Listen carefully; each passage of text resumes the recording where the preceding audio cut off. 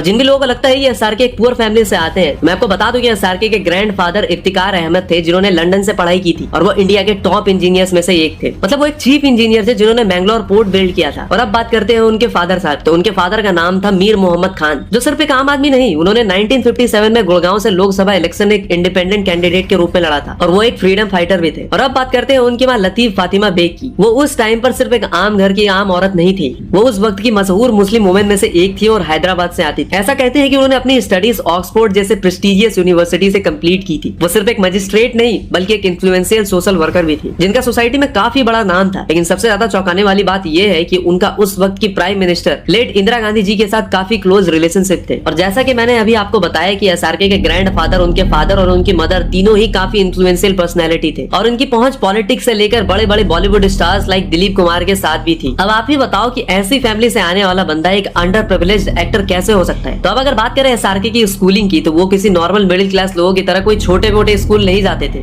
बल्कि उन्होंने Saint Columbus जैसे बड़े स्कूल से अपनी स्कूलिंग की थी, जो कि दिल्ली की one of the biggest school है। और इसी स्कूल से राजीव गांधी जैसे बड़े लोगों ने भी स्कूलिंग की थी। बेसिकली ये स्कूल इतना बड़ा है कि यहाँ बड़े बड़े बिजनेसमैन और पॉलिटिशियंस के बच्चे पढ़ने जाते हैं। मेरी इन बातों को सुन के आपको समझ में आ गया होगा कि एसआरके किसी गरीब फैमिली से बिल्कुल नहीं आते, क्योंकि किसी गरीब लोगों के पास इतनी औकात नहीं होती कि वो कभी इलेक्शन लड़ सके। और ना ही किसी गरीब के पास मैंने इतना पैसा देखा है जो कि ऑक्सफोर्ड जैसी प्रेस्टिजियस यूनिवर्सिटी या सेंट कोलंबस जैसे बड़े स्कूल में जाके स्टडी करे। तो एसआरके की फैमिली का पुअर होना एक सफेद झूठ है। मतलब ये सिर्फ एक फिल्मी कहानी है जो एक सुपरस्टार के स्ट्रगल को ड्रामेटाइज करने के लिए बनाई गई थी, जिससे पब्लिक की सिंपैथी उन्हें मिल सके, और हुआ भी बिल्कुल वैसा ही। देखो एसआरके ने हमें उनकी स्ट्रगल लाइफ को लेके तो झूठ बोला ही, बट अगर मैं आपसे कहूँ कि एसआरके का सो कॉल्ड ग्रेटेस्ट कमबैक भी एक बहुत बड़ा कॉर्पोरेट बुकिंग का स्कैम था। हो सकता है आप मेरी बात से डिसएग्री करो, बट जो प्रूफ्स मैं आपको दिखाने वाला हूँ उसके बाद आप भी इससे एग्री करोगे।